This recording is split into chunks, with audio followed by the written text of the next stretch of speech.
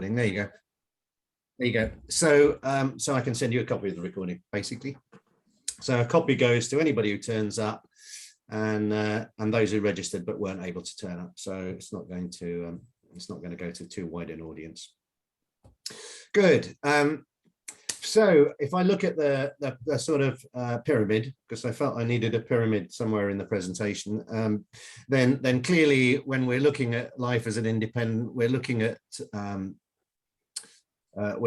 first of all, what are we trying to do? Why are we doing it? Why are we trying to do it? What vision have we got for our working lives moving forward?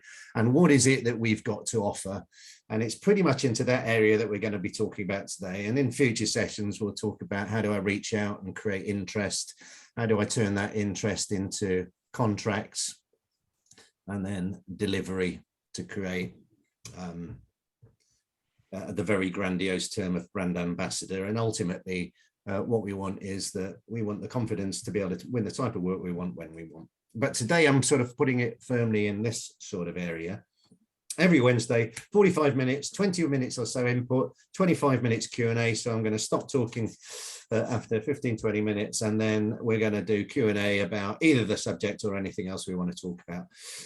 If you think, if you want to turn up, turn up. If you want to invite others to turn up, get them to turn up. If you do turn up, great if you get involved in the discussion, because that's the point of it. And why am I doing it? Because I think there's a whole bucket full of collective wisdom out there that we can all tap into to help us create a better working life. The more different perspectives we get, the better. You know, for years, 15 years or so, I've been helping people build successful careers in independent work. And it was a few years ago, maybe 10 years ago, that I suddenly found myself with a workshop full of really experienced people and people who hadn't even started out. And I always wondered how it was going to work if that ever happened. And I found it worked brilliantly, because it doesn't matter what your level of experience is, you've always got a perspective. And the more we share perspectives, the more we're likely to find new ways of working or have new insights and get clarity on the way forward for us. So it's very much about sharing. Occasionally it's about collaboration, where somebody says, oh, I need somebody just like you, or why don't we work together on this project or whatever. So that can be a possibility. But this is, I guess, what I'm really out. How do we get new insights? So effectively, I've built all of my approach and products in order to work in groups. So we're going to talk about generalist and specialist, and I do, I guess, what I always do, which is start with the market and the customers, because it always seems to me like a sensible place to start.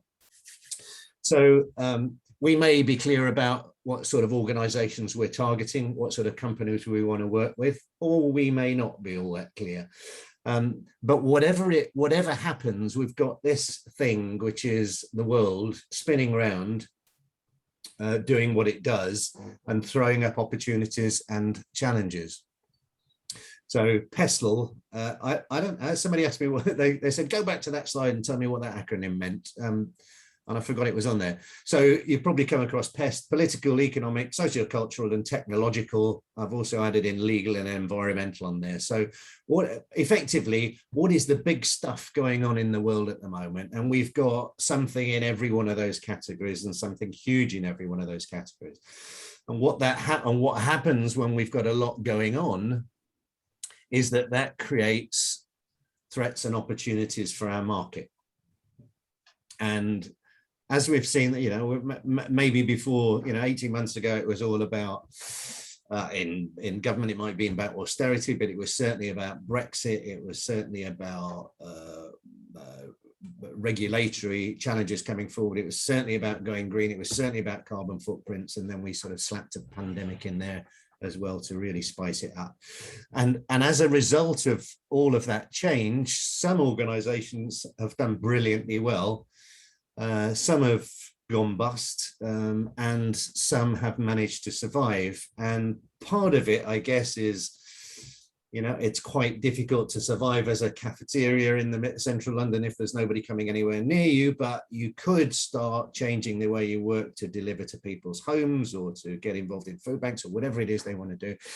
Some organizations have flipped completely. So a Polish vodka company was one of the first to suddenly decide, because they couldn't sell, for some reason, God knows why, they couldn't sell vodka at the beginning of the pandemic. So they flipped it into hand wash and had their best financial year ever.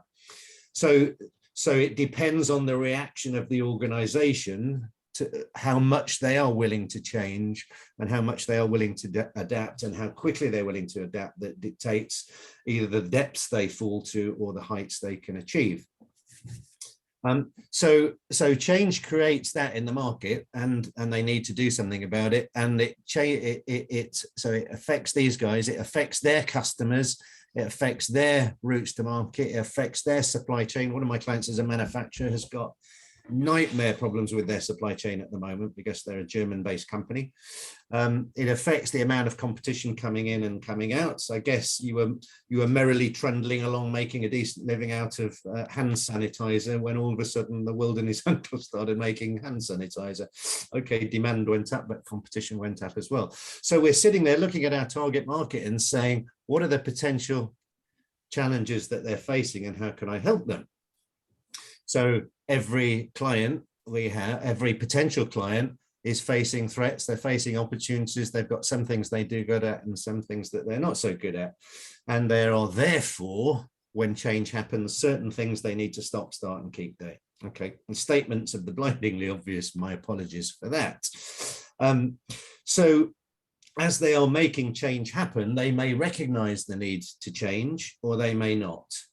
They may understand what's causing the problems they've got, or they may not. They may understand the problems that's caused, or they may not, but they may know what to do about it, or they may not. They may have a great solution built, but they may not be particularly successful in implementation, or they may have implemented it and the interim manager who implemented it has made the change happen, got a bit bored, moved on, and now they need to embed it in the organization and make it happen. So the opportunities for us lie in all of these areas, making the client aware of the problem, helping them work out why it's such a problem, helping them design a solution, helping them implement that solution, or helping them to embed it. That's where our opportunities lie. Traditionally, and I'll just touch on this because I use the term independent executive purely and simply because I don't think you have to make up your mind whether you're an interim manager or a consultant or a freelancer or whatever else you want to call yourself. Traditionally, interim managers were seen as gap fillers, so keeping the seat warm or keeping things afloat, or embedding. If you got rid of your finance director, you needed a temporary finance director. More and more, it's about making change happen. And probably gearing towards the implementation, but then hundreds of people who call them, thousands of people who call themselves interim managers also work up here, and you could call that consulting. So I would not worry too much about what you call yourself. I would be simply thinking, where do I really enjoy helping and where do I most add value? Which takes us into, if I'm an organization or I'm an individual and I need help, I can't do it myself, what is my process for finding somebody to help? So I'll give you an example. I got an email from my insurance broker who said, your NICH, which is some form of electricity qualification certificate, runs out and you have to have it done every 10 years. You've got to get it done again. Now, the guy who did it last time, or the guy I know who's NICH qualified, has retired and moved away. So I go through the process of going, right, how do I find somebody who's going to help me get this NICH certificate for my house? The same way as a client says, you know, I'm rapidly running out of funds. How do I find somebody to help me turn around this business? Or I am changing my manufacturing from the UK to wherever it may be that's low cost nowadays. How do I make that happen? Who do I find who can help me? So give me a clue. Feel free to talk up or feel free to use the chat. What's the process for finding somebody to help you? What do you do first? Morning, Simon. Morning, Daniel. Hi. I would personally ask my network. Right. So you're going to go to somebody you know and say, do any of you lot do this? Yeah. Or maybe, yeah. Yeah. Yeah. Or maybe you know somebody in your network who does it. Quite. So, yeah. So the first thing I'm going to go is, who do I know who can do this for me? What if there isn't anybody in your network, immediate network? What are you going to do next? Google it. I think you might do, yeah, but there's one step before that, I think. Nobody I immediately know that does it, so yeah. Yeah, I was just going to say, well, if my immediate network didn't know, I'd ask my immediate network who might know. Right. Yeah. Okay. One thing. And that could be going via, typically in my current environment, going via the big consultancies. That could be one route. Yeah. Okay. Yeah. So you're going to go to somebody that you know, that you trust. Yeah. Which is, so you're taking your immediate network, you're looking at those you trust, and you're saying, and maybe sort of probably are likely to know somebody in this area, and say, can you recommend somebody? Yeah. And if that becomes blank, what's your next port of call? Yeah, Daniel, you might have been right there. You might just Google it, right? My next step would actually be speaking to some sort of resource agent, a recruitment agent. Okay. So you're now going to, so it's a recruitment agent. Again, which one are you going to talk to? You're going to talk to one that you know, or one that somebody recommends you should talk to. Yeah. And if all fails there, then you put an advert in the paper and say, I want to, I'm not going to do it, but I put an advert in the paper saying I want a Nike qualified electrician. All right. So there's the first port of call is who do I know? Second port of call is who knows who I know, who might know somebody. And then the third port of call is, well, maybe I go out to the market and try and find somebody. Yeah. So when we're looking at specialist or not, we are saying there are people who will call us because they know us. Yeah, they'll simply say, Keith knows a lot of people and Keith does a lot of stuff, so I'm going to give Keith a buzz. Yeah, and if he can't do it, he'll probably tell somebody. He'll probably know somebody who can. And if all else fails, I might go out and advertise. And I put Daniel, I'll put sort of interim service providers and recruiters in that box of somebody they will know somebody. Yeah. So I know these guys, and they will have somebody on their books. So if it's somebody if we've got a reputation, and I use the phrase that I stole from John Jantz, which is, marketing is about getting people to know, like, trust us, so that they contact us and refer us when they see an opportunity for us. Then basically the more people we can get to know, like, and trust us, the more likely they are to call us first to say, is this something you do, or can you help me with finding somebody who does? Yeah. So ultimately, in that sense, are we a generalist? We sort of look like a generalist because they're ringing us up because of our depth and breadth of experience and network. Yeah. When it gets to this level, then they're not going to ring us up because they don't know us or like us or trust us, simply because they're not aware that we even exist. And that might be where we start looking at specialists. So I'm going to answer the question in two ways. One is, I should be a generalist in some places and a specialist in others. Yeah, I'm a specialist to people who don't know me, and I'm a generalist to people who do, which is a bit weird. But if I take an example of that, I might have used this one before. I was introduced, I asked somebody if they would introduce me to somebody in Specsavers. And they said, yes, of course I will. So they introduced me to somebody in Central Specsavers, and I turned up to meet them. They were only meeting me because a guy they knew, liked and trusted had said that it would be a good idea to meet me. They didn't need any other reason to meet me other than somebody they deeply trusted said, I think you'll find it valuable. So I'm not going to muddy the waters by trying to tell them what I specialize in, because when I meet them, I want to find out what their problem is, and then I will decide if I specialize in it or not. And the way it went was, I prepared a few questions that I thought were interesting to me, one of which was, how have you maintained a family-oriented culture in an organization that's now grown to 60,000 people? And after a bit of initial chat, I posed that question, and he said, oh my God, that is our biggest challenge at the moment. And he went off on one for 55 minutes about how difficult it is and what they've tried and what they haven't tried. At the end of it, he said, at the end of the meeting, or 5 minutes from the end, he said, I've been so rude, I haven't asked you what you do at all. Which is great from my perspective. And I said to him, okay, that's interesting. Just for fun, what do you think I do? He said, oh, clearly you work in the area of organization culture and trying to get performance related cultures in large organizations. If that's the box he wants to put me in, I'm happy being in that box. Yeah, that's the box he's looking in right now.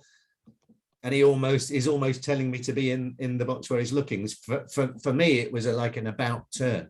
So, but there's the point being, I was introduced to somebody, introduced him by somebody he knew, liked and trusted as somebody that he might get benefit from meeting.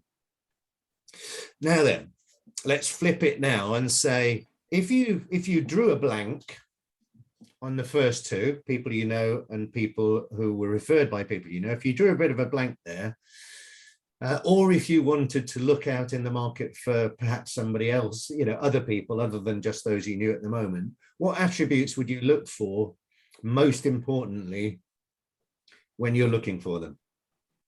In other words, if you didn't know somebody or they weren't recommended to you, what's the most important things you would be looking for?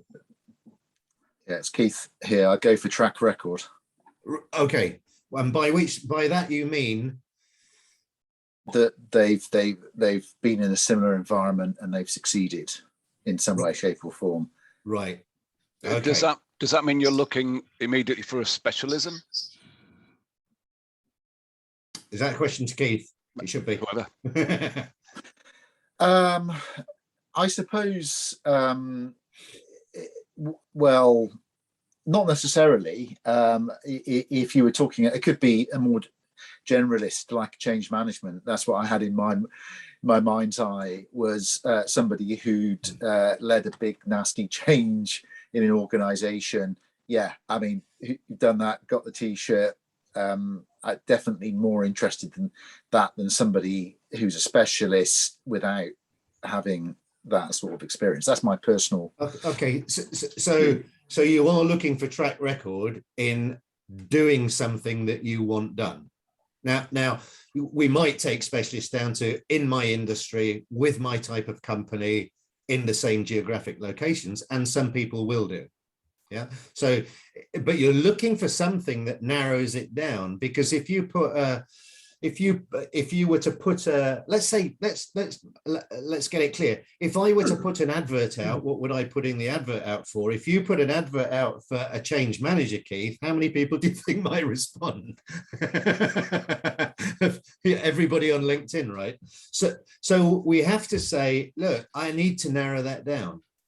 How am I going to narrow it down? If any of you ever tried segmenting in marketing, you take these tools, something like LinkedIn Sales Navigator, and you go, okay, I want to speak to people in the legal profession. It says, well, there are X million people in the legal profession. Okay, I want to speak to managing partners, and you get it narrowed down to about 20,000 or whatever. Okay, I want to speak to managing partners of organizations of this size, and you get it narrowed down. So you keep narrowing it down, and all that's what you're doing when you're looking for somebody that you don't know. Yeah. so we're adding in criteria. We might get a bit wound up when an organization or an interim service provider says you've got to have specialists in this industry with this type of company, with this type of project. We might get wound up by that, but the only reason they're doing it is if they don't, they'll end up meeting or they'll end up with thousands of applicants. Okay, so we then therefore say, okay, those people that don't know us need a bloody good reason to meet us. Because if there isn't one, why would they bother?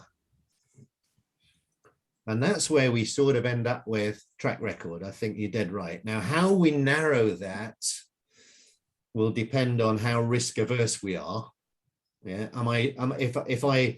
if I get a person who's done a change in my type of organization, in my type of industry, then my decision is going to be less up for scrutiny if it goes wrong. Yeah. I may or may not recognize that in doing that, I'm not necessarily getting the best person. Yeah. So there is always going to be somebody better out there. I'm going to look for a NICH qualified electrician who's worked in listed buildings. Yeah.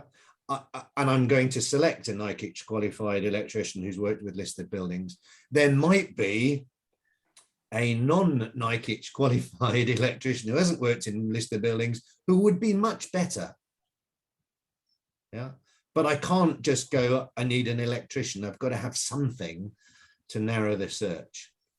So track record then becomes the big deal. So let's have a think about what LinkedIn is and what CVs are. LinkedIn and CVs tend to be particularly valuable to people who don't know us. Yeah, people who do know us have already put us in a pigeonhole. They've already decided what we're like. Yeah, so we might want to shift them to a different pigeonhole, but they've already decided, and it's a different challenge. Those who don't know us want to know what the product is and what it could do for them. Yeah. But the trouble is we don't know who's going to read our CV and we don't know who's going to read our LinkedIn profile. So we can't target it. So we might come up with something like, I'm a passionate, flexible, versatile, inspirational, customer-focused, results-oriented change leader, which we may well be. But I can't imagine anybody saying that they're not. Yeah, they're not. In other words, there is no value in it if nobody's going to say the opposite. So everybody would say that about themselves. And in some cases it would be true. And in some cases it wouldn't. But equally, that I might be seen as that by one person and not that by another. So it's all about perception. And the trouble is trying to position ourselves based on a perception doesn't really work. These are the sort of things that they will decide when they meet you. This is almost like telling them they're going to like you. Well, you can't do that because every individual is different and they either do or they don't. There is either chemistry or there isn't chemistry. So how do I make the product clear? If I walked into, I don't know, B&Q and they said, oh, we've got a fantastic tool for the garden. And I said, oh, what does it do? And they said, oh, it does all sorts of things. Do you want to buy one? I would say, I don't really know what it does. Well, it does loads of things. How much is it? Well, it's £2,000. It's £2,000 and it does loads of stuff. Yeah. I wouldn't buy it, would I? I'd go, I'm sorry, I don't understand what it I don't understand what it is that you're trying to sell me. And the same goes for us. What is it that you can bring to the party? So this is where we pick our pigeonholes. This is where we suddenly become a specialist, even though we may be a generalist. Because if you don't choose them, the person who doesn't know you will choose them for you. And the chances are they're not going to pick the right one. In fact, the chances are they'll go for one down here, which is, you know, at best, nice bloke, nice woman, get on well. But I don't look in that pigeonhole a lot, because I'm not actually looking for a friend. I'm looking for somebody who can fix the problem I've got. So we end up with, well, what am I a specialist in? Well, you could be a generalist, and all we're saying here is, where do I think there is a significant market need? Going back to that, what's going on in the world and how is it affecting the markets? Where do I think there is a significant market need? What do I think a lot of people are struggling with? Which have I got a track record in? So we get to this. And then the final bit is, which do I really love doing? And we get to that. And that becomes our ultimate sweet spot. We may stretch that sweet spot to there if we are really desperately looking for an assignment or our first assignment. And we may say, you know what, for the first one, I'm not that bothered about how much I love the work. I just want to get the work done and get a track record and get a brand. And that is our 10 out of 10 fit, or maybe our 9 out of 10 fit, or if we're stretching it, our 8 out of 10 fit. So a service provider, one of the interim agencies, would say, I'm going to put you forward if you're an 8 or 9 or 10 out of 10 fit, but I'm probably going to not put you forward if you're not. In other words, if you haven't got that, then I'm probably not going to put you forward. So what does it look like then? Something along these lines, which looks incredibly bland, but how often a friend of mine built a very successful business and sold the business based on the clarity of the offer. I introduced him to one client who bought his product and spent £250,000 with him. And when I asked this client why they bought from him, they said, I knew exactly what he offered. I knew exactly what it would do for me. And I knew exactly how much it would cost within an hour of meeting him. And they turned around to me and they said, have you got any idea how unusual that is? Normally you have to drag it out of the salesperson. And when somebody comes along and says, this is what I'm good at, this is what I've got a track record in, this is what I do, you might not add your day rate into your LinkedIn profile, but they're very clear on what the product does. They have an opportunity to say, yep, that's exactly what I want, or no, I don't really need that at the moment. If you've got the passionate, customer focused, whatever leader, the chances are you're going to get a no, because I don't really know what you are. So that's all really. I think that debate about am I a specialist or am I a generalist is an interesting debate, because like a lot of things, we tend to think of it a black and white. I'm either one or the other. Why can't I be both? Like there's a lot of people who go, oh, you can't be an interim and a consultant. Well, you can, and people are. So why can't I be a consultant sometimes and an interim at others? Or even forget that terminology completely and say, how come I can, why can't I help people identify the problem, analyze the problem, build a solution, and as well as implement it or embed it and improve it? So I guess my conclusion when is you choose depending on who you're meeting. Those who don't know you will need to know what it is you can bring to the party. Those who do know you have already got preconceived ideas about what you can bring to the party. They don't need an excuse. And ultimately, this stuff is not about winning work. It's about getting in front of people. So how do we get in front of people? We get in front of people who know us. We get in front of people who are referred by people who know us. And we get in front of people by nailing the problem they've got and positioning ourselves as a specialist in it. That's it. That's me 20 minutes. Over to you. Comments, agreements, disagreements, stories, or anything else you feel like talking about. Thanks for that, Simon. That's a great intro. And it reflects kind of what I've been doing over the last sort of 6 months or so. And just you might recall, Simon, from when we spoke before, but I'm just kind of starting out in this space. I've got just for others' benefit, I've got a pricing background in professional services. And so what you were just talking about there in terms of niche versus generalist is really interesting for me. And I'm quite pleased to say that the conversations I've had so far with prospective clients have really gone down that route where they've been telling me their problem, and that's allowed me to kind of go back in there. Yeah. And I suppose my final comment is, from your pyramid at the start, and this may not be one of the topics that we're going to discuss today. I've kind of gone all the way up to the top.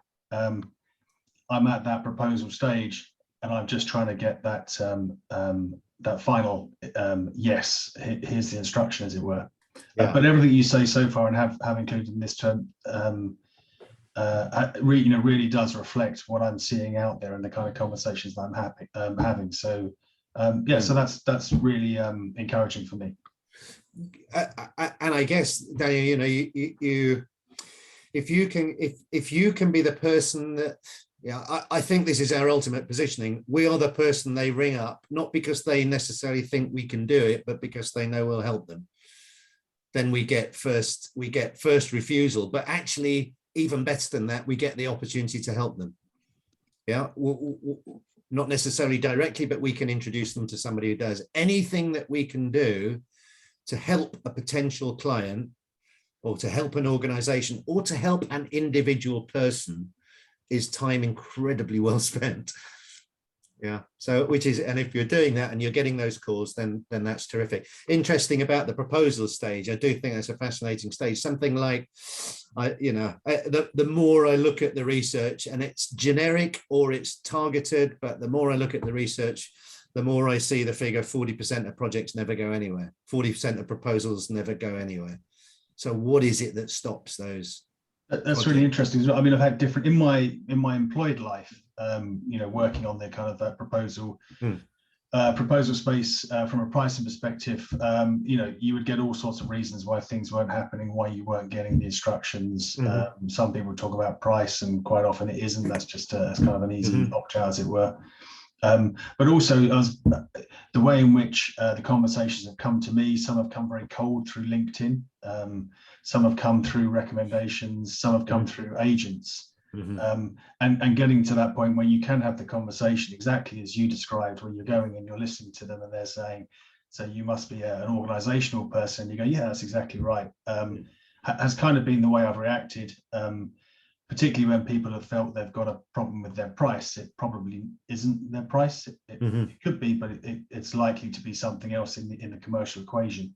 So yeah, there's a huge amount to think about. A huge amount to think about. It's easy to fall into the price trap. I think I know one interim marketing director who rang me up some time ago, said, I've tried everything, I've reduced my fees by 50% and I'm still not getting any traction. And that astounded me, that it was a marketing specialist. But then often we're specialists in our clients, but we're not specialists in ourselves. But slashing prices by 50% doesn't generate demand.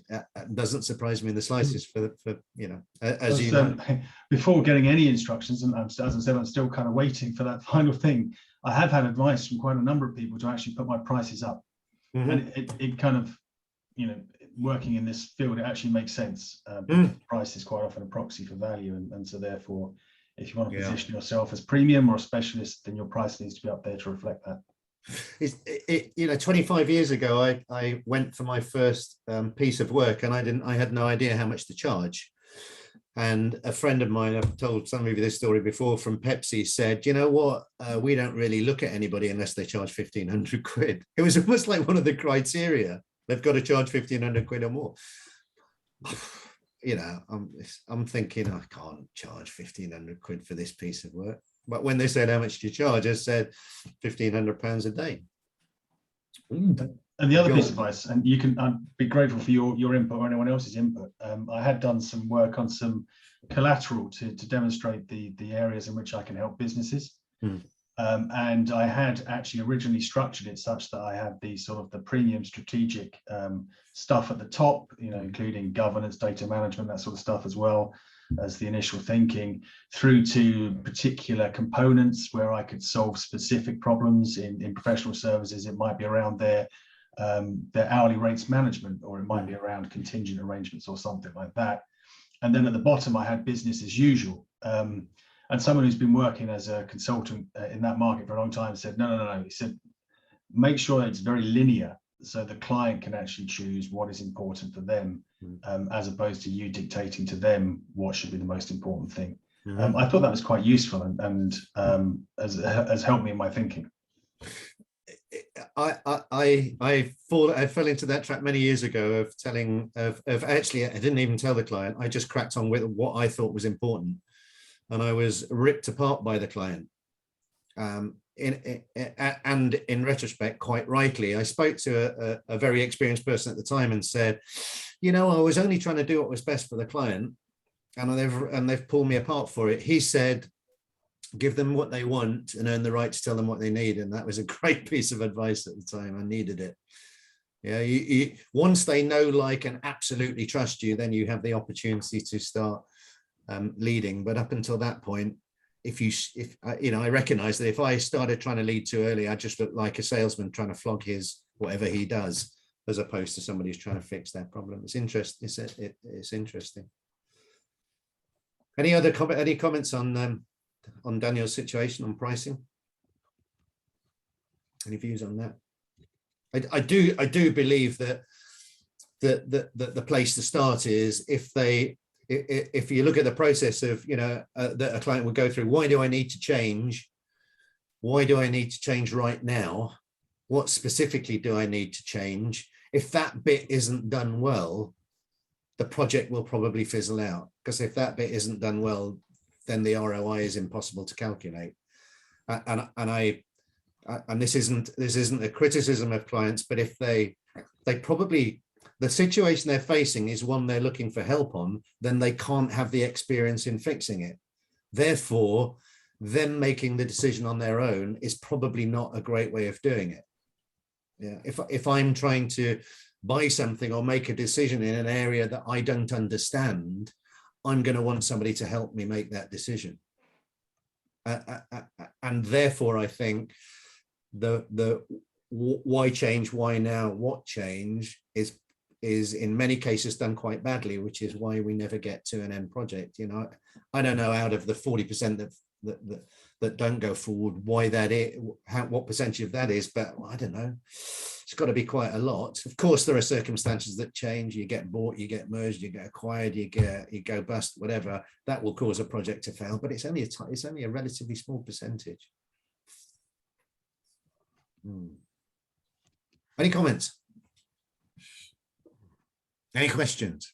John, you're bound to have a comment.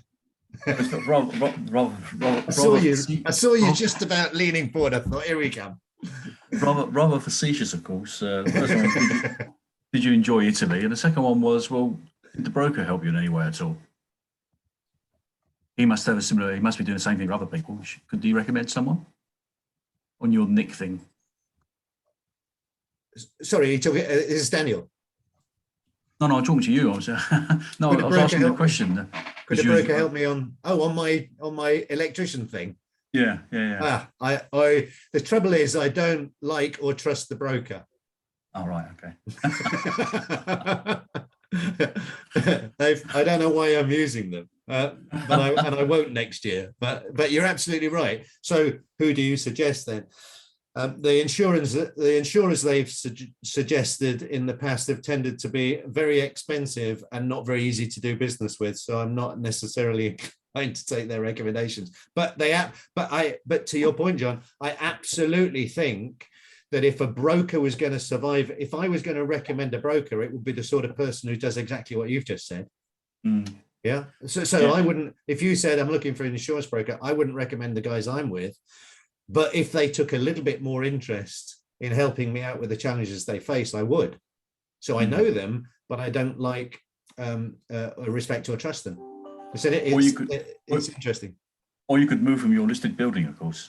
Yes, well, yes, exactly. That would make life a lot easier. I've got to have the thatch done as well, and every thatcher on the planet drives past and knocks on the door and goes, "Were you thinking of having your thatch done?" I've done it once. I don't want to do it again. It was a nightmare. Yes, indeed. So there you go. Do you know anybody who wants to buy a thatched cottage that's listed? Yeah. For twice as much as it's worth. That would be nice. Good. Any other comments?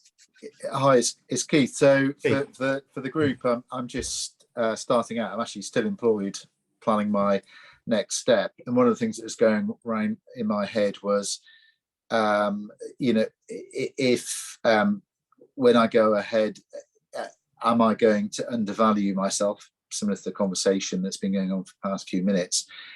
So in my head, it was sort of, well, you should go. No, I should go in high for a couple of reasons. Number one, as has been discussed, it puts value on my time. It doesn't devalue what I am. And the other thing was, well, I can always negotiate down from that. If it's something more extended or it's something that interests me for some other reason. So I just wondered in the group whether that sort of rang true, or am I just being a bit naive? Comments? Gary, yeah. So my name's Gary. So my experience has been, I tend to talk to people about a range. So I tend to put the rate in the desire bit. Ultimately, do I have a desire to work at that kind of rate? And does it help my brand to work at a much lower rate than I might ordinarily do? So I tend to put it in the desire. I tend to talk to people about a range. And yeah, that range depends on how many days, over what time period. But my experience has been when people, if I can find the right problem to address, then my rate becomes pretty unimportant. It's the value of the problem that I might be saving, and it's my ability to persuade the client that I am the right person to solve that problem. So right problem, if I'm the right person, a couple of £100 on a day rate, is really not important. And if it is important to them, then maybe this is not the right project to be involved. That's been my experience, that if we start quibbling rate, there's something that's not going right here. And if I'm the right person for the right problem, rate's not an issue. Yeah, I would echo that totally, Gary. I personally, I've worked for 500 quid a day, and I've worked for £2.5 a day, depending on what stage the organisation's at, and ultimately there's a science and an art. The art saying, well, would they even dream of paying that? If I think that they're at the lower end, then I'm going to say, look, my range is between, if I think they'll pay 600, I usually say my range is between 600 and 2,500. And they pick the 600. Also, I'll pick a little bit more, as they would. Or maybe they'll pick a little bit up from that, but they won't. They're going to say, well, we're more of the 600. It might be that we bump it up to 7. But with Gary on, it depends on the return on investment. And I'll give you an example. I used to take management teams from HSBC away. And I would always charge, £2.5 a day. So 3 days would be £7.5 over the weekend. And did they get that value? It would be really difficult for me to say, did you get a return on investment? But going back to Gary's point, they'd got, let's say, a dozen incredibly highly paid people who were very, very demanding and would have been very vocal had it been a waste of their time giving up a weekend. The guy cared so little about what my day rate was. He just, as Gary said, do I think it's in the safest possible hands? And if it is, and it's £2.5, that's fine by me. I could go out and get it for 1,500 quid. But if anything goes, the risk was too great. So there's the return on investment and there's a risk of getting it wrong side of it. But when you've got a bunch of people in the room who are all paid several £100,000 a year, why the hell would they consider the person who's going to lead the weekend to be inferior? And I guess that's what you're trying to avoid in a way. Am I therefore not as good as you? Yeah, do you not see me as an equal to you? And if you don't, then you're going to try and beat me down on price.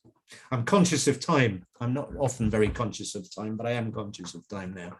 9:50, we said we'd finish at 9:45, and I'm rubbish at it. So if you do have to leave, please don't feel embarrassed about leaving. I'll hang around for another 5 minutes or so if we want to continue this conversation. So yeah, I guess, Keith, it's that there is a science which says people charge this much. If you're dealing in technology companies, then £1,000 a day is not a lot for them to charge their consultants out at. So of course they're going to be used to charging it.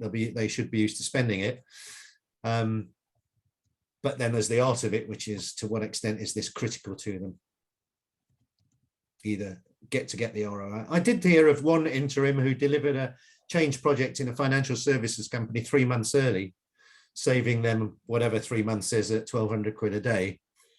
And they sent the guy a check for 60 grand saying, thanks for finishing early. Because they probably made about 20 million out of that extra 3 months. Yeah, so maybe it wasn't that generous, but it was because they didn't have to. Yeah.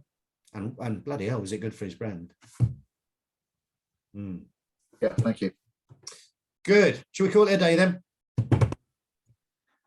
Thank you very much indeed for your time. Thanks, Simon. If you want to book a one-to-one, you know how to do it. Go on the website, independentexecutive.com, click on that button, and we can do a one-to-one. Otherwise, I'll be here every week, God willing, and hopefully see you all again soon. Thanks, everybody. All the best. Bye-bye. Great to see you all. Thanks, bye. Bye.